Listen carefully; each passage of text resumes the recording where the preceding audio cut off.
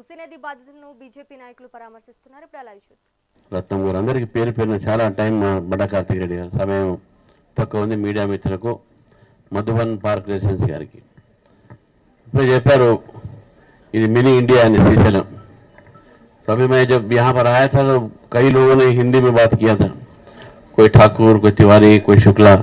तो मैं भी समझता हूँ कि मैं पहले अपनी बात जो है मैं हिंदी में रखूँगा और बाद में मीडिया वालों के लिए तेलुगु में रखूँगा। सबसे पहले मैं आप सबका आभारी हूँ कि आपने हमें यहाँ पर रिसीव किया और हमारी बात को और हमारे समर्थन को आपको देने के लिए हमें यहाँ पर अवसर दिया है। आज ये जो गांधी सरोवर के जो प्रोजेक्ट बन रही है, अगर ये बन रही है तो हमें किसी का कोई हमें एतराज नहीं है।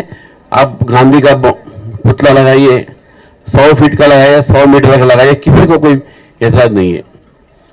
लेकिन आप गांधी जी के पुतले को बनाकर यहाँ पर गरीबों के घरों को तो तोड़ रहे हैं, मिडिल क्लास फैमिली के घरों को तोड़ रहे हैं, और जो लोग भारत की सेना में काम कर देश के अपने बॉर्डर्स को बचाने के लिए, अब देश को बचाने के लिए जो अपने त्याग दिया है, उनके घरों को भी आप तोड़ रहे हैं। इससे बड़ी शर्मनाक बात और कोई नहीं हो सकती है। क्योंकि यहाँ पर अभी मुझे पता चला है कि यहाँ पर कई लोग सर्विसमैन है, एक्स सर्विसमैन है, यहाँ पर जो मिलिट्री में काम किए हैं, और उन्होंने अपनी जो आवेदना है यहाँ पर हमारे सामने रखी है। ये सुनने के बाद तो मैं आपको जरूर आश्वासन देता हूं कि भारतीय जनता पार्टी, मैं अध्यक्ष हूं, मैं अध्यक्ष के नाते कहता हूं कि हम आपके साथ रहेंगे और आपके घर को तोड़ने नहीं देंगे। ये बात मैं कहना चाहता हूं। दूसरी बात यह रही कि अगर आज साइंस और टेक्नोलॉजी बहुत बढ़ चुकी है, अगर मूसी को साफ करना है या मूसी को किसी को कोई आपत्ति नहीं है, हम भी चाहते हैं कि मूसी साफ रहे। मोदी जी ने नमामि गंगे के नाम पे करोड़ों रुपए से गंगा का साफ किया है। गंगा का, यमुना का, पूरे आप नदी में जाइए, आज हम स्वच्छ जल वहां पी सकते हैं। मूसी को भी हम बना सकते हैं, ये बात नहीं है। आज अगर आप कोरिया में जाते हैं तो गटर का पानी को साफ पानी बनाकर लोग वहां पीते हैं। ये टेक्नोलॉजी है। मैं और विश्वेश्वर रेड्डी जी दोनों हुसैन सागर में जब गंदगी फैल रही थी तो हम वहां के एफ्लुएंट ट्रीटमेंट प्लांट में हम दोनों गए थे, ना कोई नहीं था। एफ्लुएंट ट्रीटमेंट प्लांट वहां पर काम नहीं कर रहा था, बंद पड़ा था। ये पहले एफ्लुएंट ट्रीटमेंट प्लांट जो है, पहले सरकार उस पर ध्यान दे। और दूसरी बात, अगर सुंदरीकरण करना भी है तो बफर जोन को बढ़ाने की जरूरत नहीं है। और आप कोई लंदन गए हैं, कोई पेरिस गए हैं, आप देखिए नदी के बगल में आपको बड़े बड़े महल मिलेंगे, नदी से लगा हुआ मिलता है आपको। ये बात ये नहीं है कि बफर जोन जरूरी है, नदी के बगल में ही आपको महल मिलेंगे, बड़े बड़े महल। कोई थेम्स में जाता है तो कोई सियान नदी में जाता है, तो आप देख लीजिए कहां कैसा है। इसको रिटेनर वॉल लगाना चाहिए बस। ये सिविल इंजीनियर कोई है तो वो समझ सकते हैं, क्योंकि मैं एक सिविल इंजीनियर का बेटा हूं, उससे मैं बोल रहा हूं। रिटेनर वॉल से पानी को रोका जा सकता है। पानी को बहने के लिए वहां भी जब उसको जरूरत नहीं पड़ती है, वहीं पर रोककर उसको अलग तरह से बहाव आगे की तरफ ले जा सकते हैं। घरों को तोड़ने की जरूरत नहीं है। और ये घर पूरे वैध हैं, ये अवैध घर नहीं है, ये पूरे परमिशन से बना हुआ है। यहां पर पूरे मिडिल क्लास फैमिली रहते हैं, घरों का हाउस लोन लेकर यहां पर हर मंथ ईएमआई भरते हैं। तो आपको जो है, आपको निर्वासित करने का कोई अधिकार इस सरकार को नहीं है। और अगर ऐसा करते हैं तो हम आपके साथ खड़ेंगे, हम उसका पूरा विरोध करेंगे। ये मेरा आश्वासन है मेरी तरफ से, मेरी पार्टी की तरफ से। Thank you. మిత్రులారా, ఈరోజు మనం చూస్తా ఉన్నాం, కాంగ్రెస్ ప్రభుత్వం గాంధీ సరోవర్ ఒక ప్రాజెక్టు పేరు మీద ఈరోజు చాలా ప్రతిష్టాత్మకంగా 4,000 కోట్ల రూపాయలు ఏడీబీ బ్యాంక్ నుంచి లోన్ తీసుకొని ఇవి కడతా ఉన్నారు. పిల్లలకు ఫీ రీఎంబర్స్మెంట్ డబ్బులు లేవు, కానీ ఈ పార్క్ కోసం మాత్రం 4,000 కోట్ల రూపాయలు తీసుకుంటారు. ఈ పార్కు ఇవన్నీ కూడా ప్రాజెక్ట్ అంతా కూడా కేవలం రియల్ ఎస్టేట్ డెవలప్ చేయడానికి మీ మనుషుల కోసం చేస్తా ఉన్నారు. ఏషియన్ డెవలప్మెంట్ బ్యాంక్ నుంచి వచ్చి నిధుల్లో మీ కిక్ బ్యాక్స్ కోసం చేస్తా ఉన్నారు, ప్రజల సంక్షేమం కోసం చేయట్లే. మూసి ప్రక్షాళన చేయండి, మేము సపోర్ట్ చేస్తాం, పూర్తిగా మేము సపోర్ట్ చేస్తాం.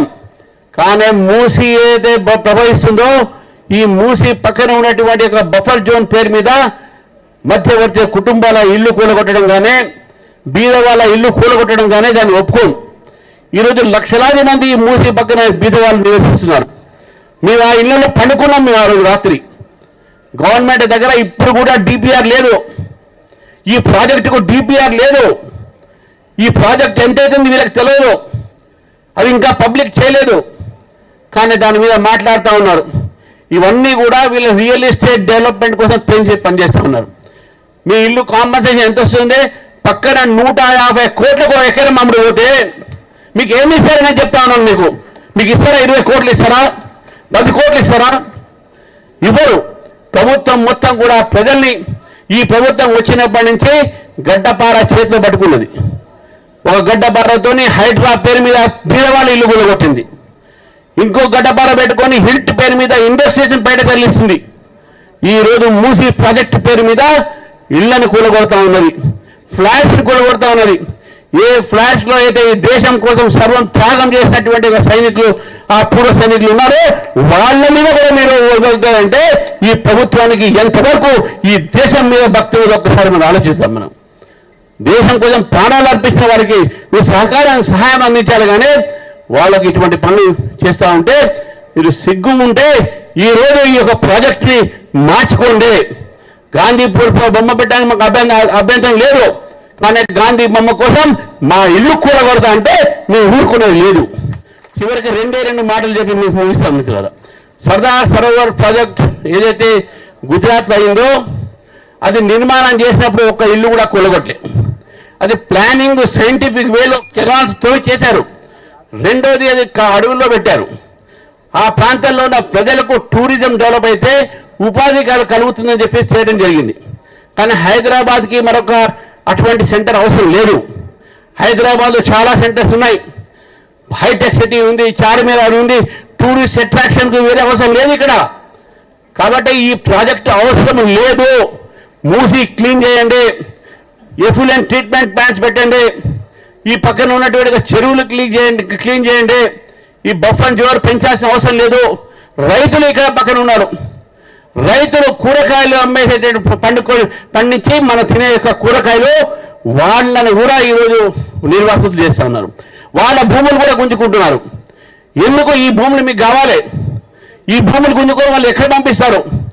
30 ఎకరాలు తీసుకొని వాళ్ళకు మీరు కాంపన్సేషన్ ఇస్తే మీ బుక్ వాల్యూలో ఉన్నదని లక్షలు మాత్రమే, పీనట్స్.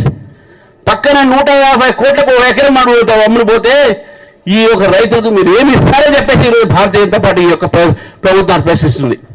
కాబట్టి మిత్రులారా, మూసీ సుందరీకరణకు మీ వ్యతిరేకం కాదు. మూసీలో వాసనను ఆపండి, మీ వ్యతిరేకం కాదు. మూసీలో వచ్చే దోమల్ని ఆపండి, మీ వ్యతిరేకం కాదు.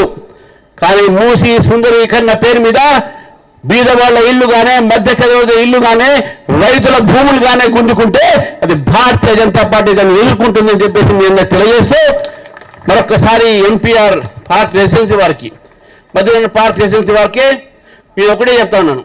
మేము మీతో ఉన్నాం. You need not worry, the entire party is with you. The last word of caution. There are people who are trying to spread rumors. There are people who are trying to spread falsehood, saying that this government of India is giving permission. We are not giving permission. This is not